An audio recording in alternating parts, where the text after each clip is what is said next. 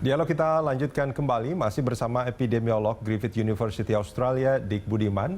Pak Diki, Ya, Mas ini Rudi. kalau kita bicara soal pengetahuan anak muda, soal bahayanya COVID, kok rasanya saya agak ragu kalau mereka itu tidak tahu.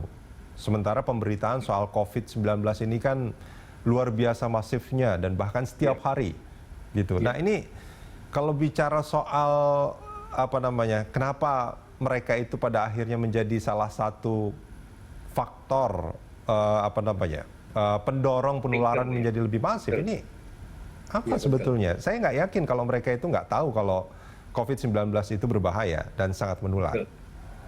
Jadi dalam pengendalian pandemi, strategi komprehensif. Nah, ini yang saya lihat, saya praktisi dan peneliti pandemi, ya, dan saya terlibat pandemi dari 2003 SARS.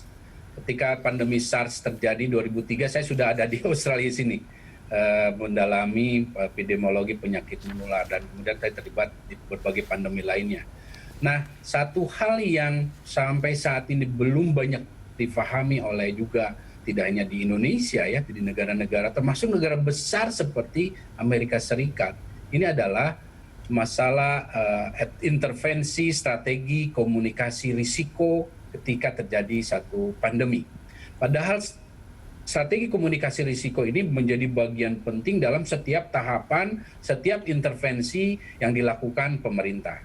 Nah, kaitan dengan pertanyaan Mas Rudi ini, jadi pada setiap kelompok populasi, nah strategi komunikasi risiko ini harus dilakukan dengan tepat dan cepat. Nah, ini yang menjadi permasalahan yang menimbulkan akhirnya para generasi muda ini di tengah banjir informasi, mereka tidak memperoleh informasi yang mereka butuhkan. Jadi dalam strategi komunikasi risiko ini ada namanya istilahnya need assessment, ya. Jadi sebetulnya informasi apa dari lautan informasi itu yang dibutuhkan populasi ini, orang muda ini apa? Nah, ini tiap wilayah, tiap negara akan berbeda spesifikasinya. Nah, ini yang tentu ini ada pendekatan secara ilmiah. Jadi tentu bila tidak dilakukan akan terjadi apa yang tadi seperti disampaikan oleh Mas Rudi. Dan saya kira ini belum terlalu telat, dan kita selalu harus berprinsip jangan sampai menganggap bahwa oke, ini sudah tetap harus lakukan perbaikan, tapi tentu para pengambil kebijakan ini harus memperoleh masukan yang tepat dari pakar yang katakanlah yang memahami strategi komunikasi risiko khusus di pandemi ini, sehingga informasi yang tepat dan dengan tepat ini bahasanya tepat, Mas Rudi, harus tepat karena ini orang muda ini bahasanya lain. Kemudian juga tepat dalam arti medianya, Mas Rudi. Jadi karena mereka menggunakan mungkin media sosial itu begitu banyak, yang mana apakah dia pakai, boleh saya menyebutkan ini ya, misalnya satu media sosial, saya jadi. Ya, di sisi lain, sebetulnya di sisi lain juga mungkin ini mungkin patut disesalkan atau ya ini ya ada orang yang mungkin influencer gitu, justru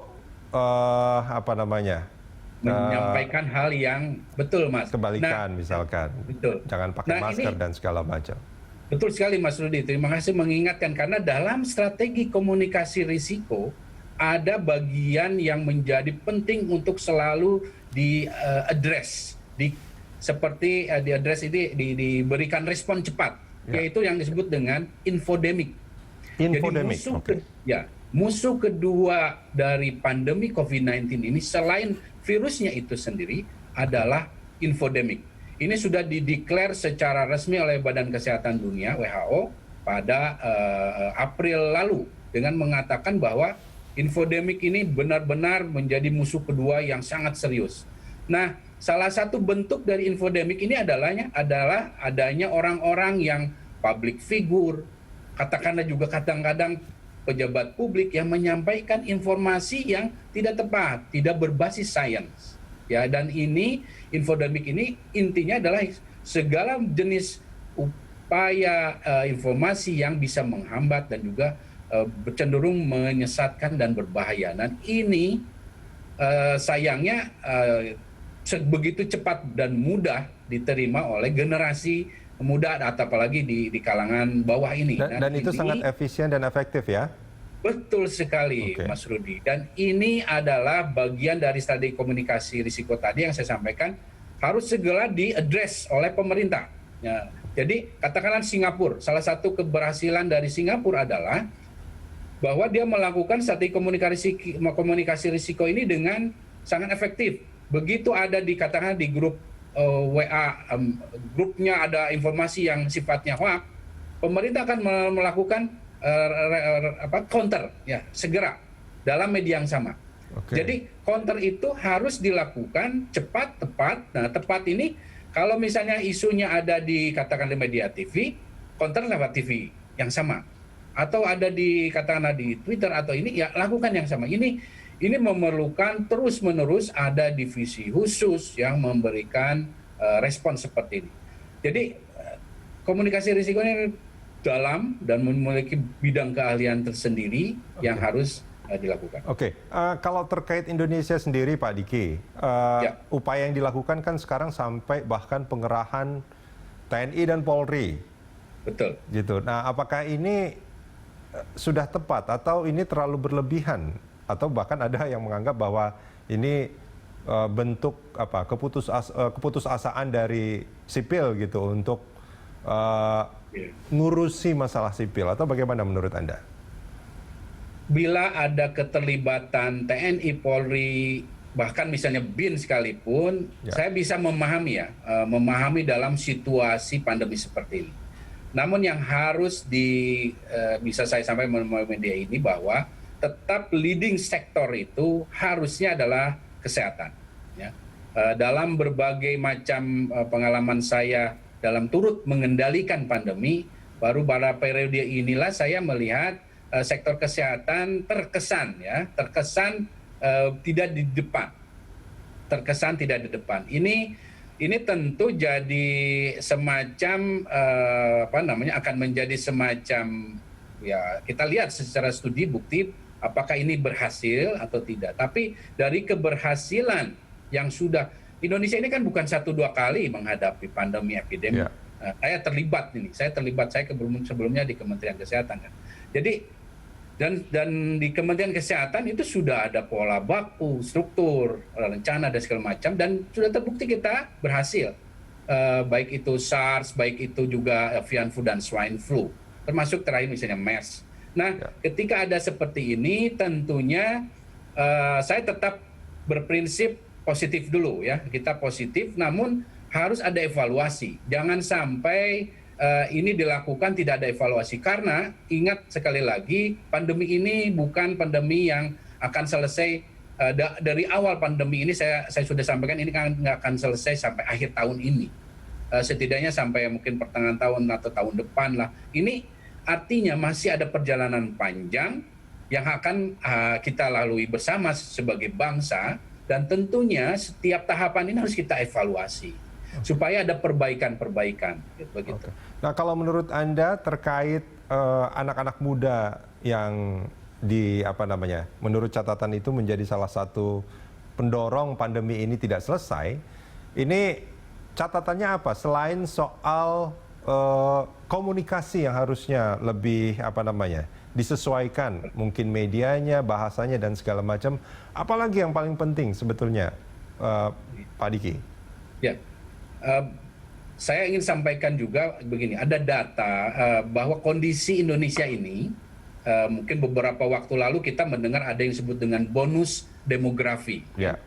Jadi Indonesia ini mengarah pada level bonus demografi itu, di mana artinya proporsi usia muda yang disebutkan Mas Rudi ini menjadi sangat dominan dalam satu negara dan wilayah. Nah kita ini ada dalam fase malah di beberapa wilayah sudah mengalami bonus demografi awal seperti Bali. Nah artinya mereka ini orang muda, energetik, ya, mobile, ya, aktif banget dan juga tentunya imunitasnya sangat dalam posisi yang optimal. Dan mereka secara teoritis akan kalaupun terinfeksi akan dalam status ya atau level yang tadi disebut dengan tanpa gejala. Ya, walaupun sekaligus saya mengingatkan lagi bahwa tanpa gejala bukan berarti tidak sakit. Tetapi secara umum mereka tidak akan menunjukkan gejala yang berarti.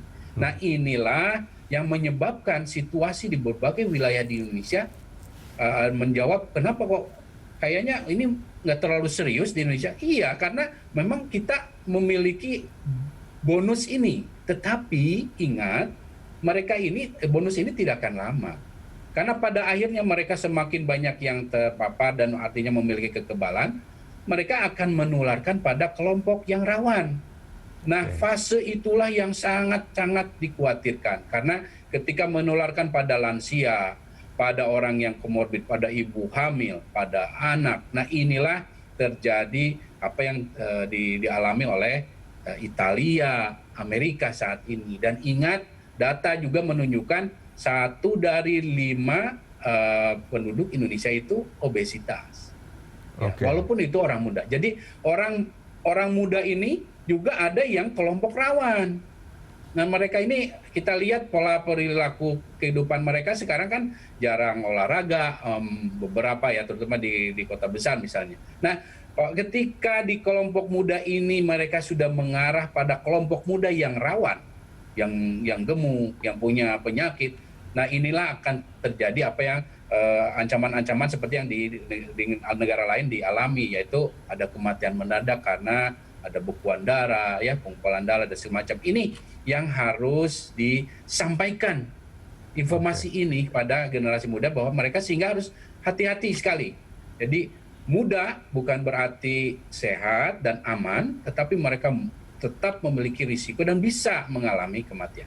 Oke, artinya boleh kalau saya simpulkan, ini kalau anak-anak muda saat ini itu tidak berdisiplin dan tidak mau sadar akan bahayanya COVID-19, di masa kita sebetulnya seharusnya menikmati bonus demografi. Betul. Ini bonus demografi ini tidak akan menjadi menguntungkan, justru mereka itu akan menjadi bagian dari masalah yang tidak selesai. Begitu kira-kira Pak Diki. Betul sekali Mas Rudi. Dan ingin saya ingatkan terakhir mungkin adalah bahwa potensi pandemi COVID-19 menurunkan kualitas SDM satu negara itu besar. Ya. Karena ketika proporsi terbesar dari satu negara itu adalah generasi muda, dewasa muda yang notabene banyak akhirnya mengalami terinfeksi tetapi tidak bergejala, tapi data menunjukkan bahwa yang tidak bergejala itu lebih dari 50% mengalami ada gangguan kerusakan organ di tubuhnya walaupun minimal, tetapi efek jangka panjangnya kita belum tahu. Nah, ini yang harus diwaspadai dan difahami. Karena pada gilirannya, pada usia-usia tertentu, ini terjadi soalnya Mas di pandemi pasca pandemi sebelum-sebelumnya. Misalnya pandemi 1918, ya, pandemi ini apa namanya flu Spanyol. Ya? Betul. Nah, itu beberapa tahun setelah selesainya pandemi Spanyol, itu terjadi apa yang disebut dengan encephalitis lethargica. Ini dialami berjuta-juta orang yang pada saat itu dewasa muda yang relatif tidak bergejala, tapi kemudian menunjukkan baru gejala-gejala penyakit. Salah satunya adalah lethargica encephalitica yang bentuknya adalah jadi nggak bisa beraktivitas karena cepat lelah, ya, ngantuk terus. Nah, ini menurunkan kualitas SDM. Nah, potensi itu ada di COVID-19 ini dan itu sudah ada kasusnya. Baik. Ada orang beberapa bulan yang tidak bisa bangkit dari pembaringannya, padahal usianya muda.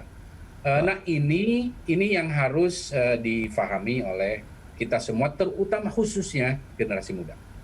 Pak Diki Budiman, terima kasih banyak sudah bersama kami di pagi hari ini. Sama-sama Mas Budi.